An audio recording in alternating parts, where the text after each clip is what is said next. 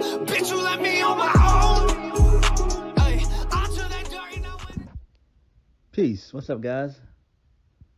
Let's talk about and discuss Impact Wrestling for October the 26th, 2022. This show was basically filler. Not really too much happened. Not much at all. And I have no idea why. This was just a total missable show. Nothing too much happened. So, Black Taurus, he advances in the first round for the X Division. Tournament.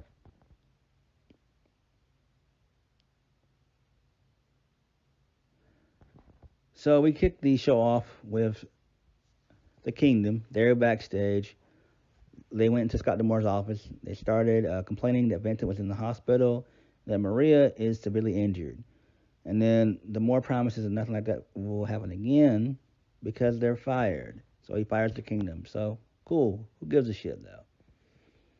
First match tonight. Alan Angels versus Trey Miguel. First round X Division title tournament. Miguel wins via the Lightning Spiral in a really good match. Well, in an okay match.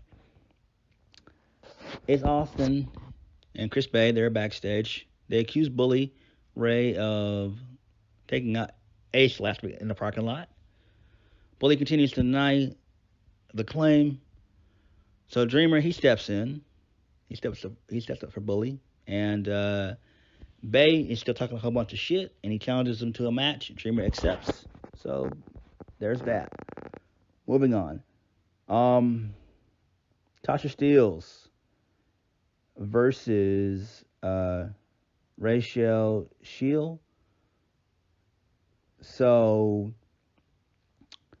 Savannah hits a big boot, beats her down a little bit. She gets on the mic, says she wants better competition. She demands it. And then still she calls for Savannah Evans to attack, which she does. That results in a DQ.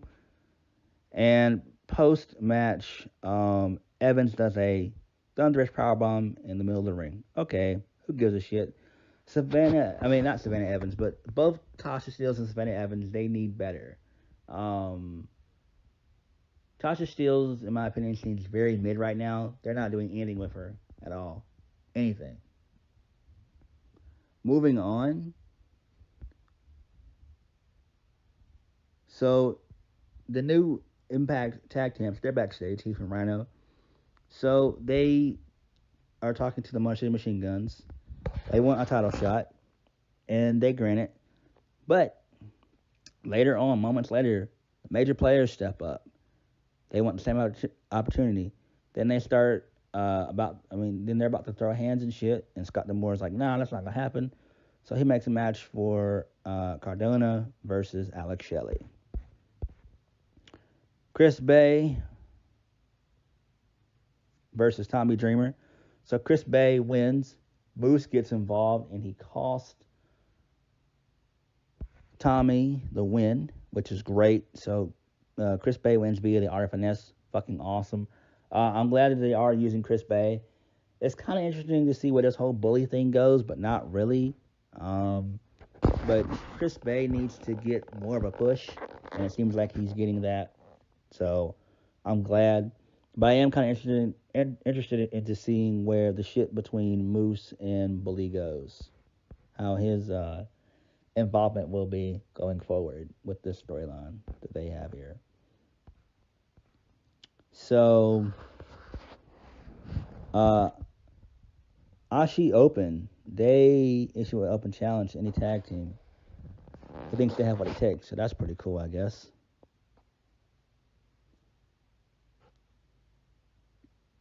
So Bully, he's backstage. He's furious. He's pissed the fuck off that nobody in Impact trusts him, despite his best efforts. Well, why would they trust him? We all know that Bully has done some of his best work in the industry when he was a heel, and it makes sense. So why wouldn't he? Obviously, we're not gonna have him and Josh Alexander both be faces. One of them has to turn heel. So they're not gonna turn Alexander heel. So why not, have Bully Billy heel? I don't fucking know. Matt Cardona versus Alex Shelley. He defeated him via a roll up. So there's that. But I mean, it doesn't really matter. What's fucking weird to me is why would they, the major players being heels, why would they just not just flat out demand a shot and go to Scott D'Amore's office and demand that they get a shot and like threaten Scott D'Amore? That's what I would do. I don't fucking know. Something. I mean, be heel. Be a heel.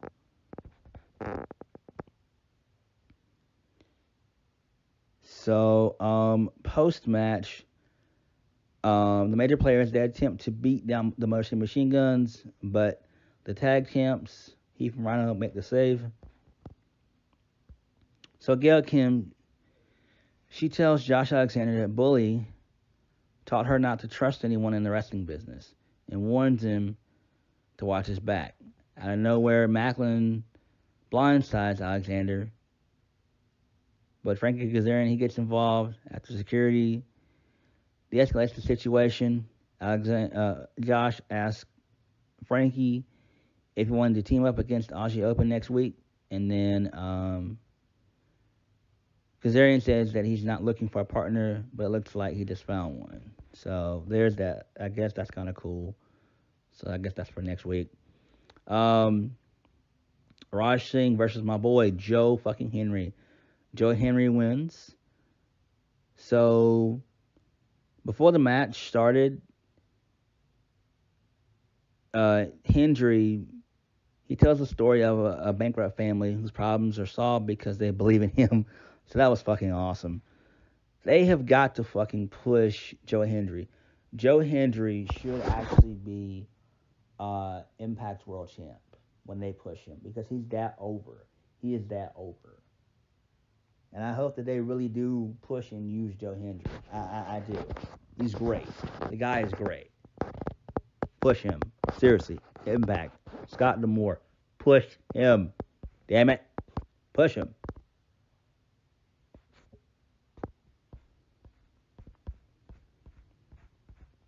So, Gia Miller, she's conducting a sit-down interview with Eddie Edwards.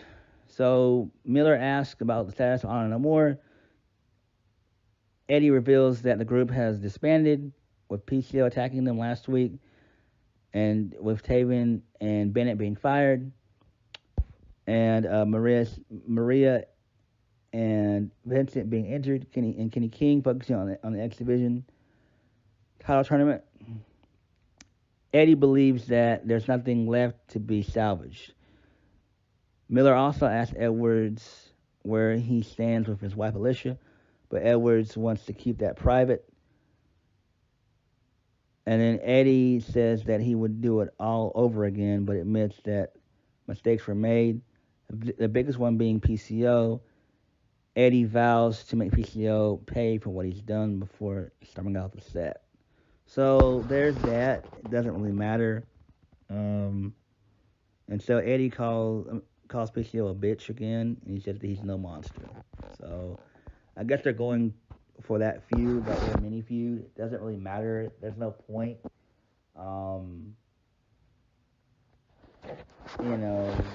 Who cares? And then the main event, Vexed with Giselle Shaw versus Jordan Grace, Taylor Wilde, and Mickie James. So the baby faces win.